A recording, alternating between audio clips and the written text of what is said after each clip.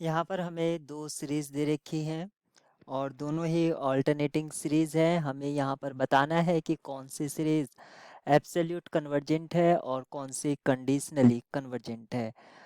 सबसे पहले हम एब्सोल्यूट कन्वर्जेंट और कंडीशनली कन्वर्जेंट की डेफिनेशन को रिकॉल कर लेते हैं कि कब हम कंडीशनली कन्वर्जेंट और कब हम एब्सोल्यूट कन्वर्जेंट बोलेंगे।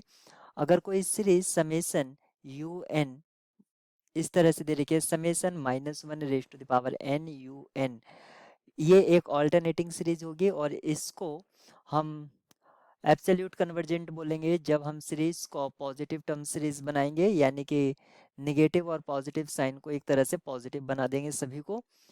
यहाँ पर अगर यू एन, ये जो सीरीज है, अगर ये कन्वर्स करती है तो हम इसको एब्सोल्यूट कन्वर्जेंट बोलेंगे। एब्सोल्यूट कन्वर्जेंट क्योंकि हमने सीरीज को पॉजिटिव टर्म सीरीज बना दी है। लेकिन अगर पॉजिटिव टर्म सीरीज बनाने के बावजूद भी वो डाइवर्ज रहती है, क्योंकि पॉजिटिव टर्म सीरीज के दो ही बिहेवियर होंगे, क्या तो वो कन्वर्स करेगी या डाइवर्स करेगी। डाइवर्स करती है और जो ओरिजिनल सीरीज है summation -1 raise to the power n u n, और ये कन्वर्स करती है, तब हम उसको कंडीशनली कन्वर्जेंट कहते हैं। मतलब एक कंडीशन के कंडीशन में होते हुए वो कन्वर्ज कर रही है, एक कंडीशन में एब्सोल्यूट कन्वर्जेंट नहीं करती है, जबकि ओरिजिनल सीरीज कन्वर्जेंट करती है। उस केस में हम कंडीशनली कन्वर्जेंट कहते हैं। यहाँ पर जो गिवन सीरीज है, जो फर्स्ट सीरीज है, वो है समेशन ए एन, और जहाँ पर ए एन को रिप्रेजेंट किया गया है -1 raise to the power n divided by 2 raise to the power n। इसको अगर मैं पॉजिटिव टर्म सीरीज यानी कि मोड ऑफ ए एन अगर लिखता हूँ तो वो क्या हो जाएगा, n/2 raise to the power n। इसको मुझे चेक करना है कन्वर्जेंस के लिए।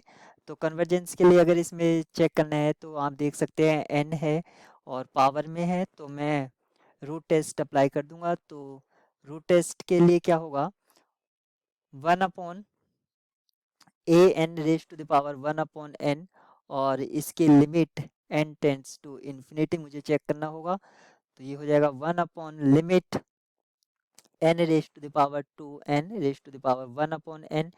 इसको मैं फर्दर लिख पाऊंगा 1/n/1/n2, और ये फाइनली मुझे जो मिलेगा, इसकी लिमिट 2 मिल जाएगी। और 2 जो है, सॉरी 1/, नहीं 1/, नहीं रहेगा, सिंपल ऐसे ही रहेगा। तो इसकी जो लिमिट है 1/2 मिलेगी। 1/2 लेस देन 1 है, इस केस में ये कन्वर्जेंट होगी, यानी कि एब्सोल्यूट कन्वर्जेंट हो गई है हमारी सीरीज समेशन ए एन जो थी, वो एब्सोल्यूट कन्वर्जेंट हो गई। अब मैं सेकंड सीरीज को टेस्ट करूंगा।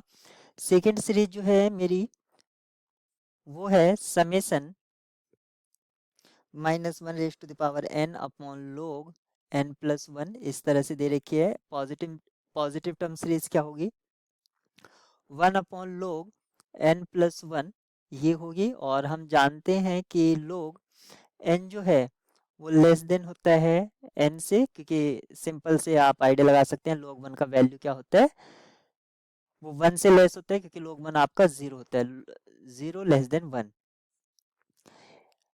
इस केस में अगर मैं रेसिप्रोकल देखता हूँ तो log n ग्रेटर देन हो जाएगा 1/n, और इसी तरह से 1/n को मैं लिख सकता हूँ। और जो छोटी सीरीज है ये अप्रोक्सीमेट हो जाएगी समेशन 1/n के, और ये डाइवर्ज होती है।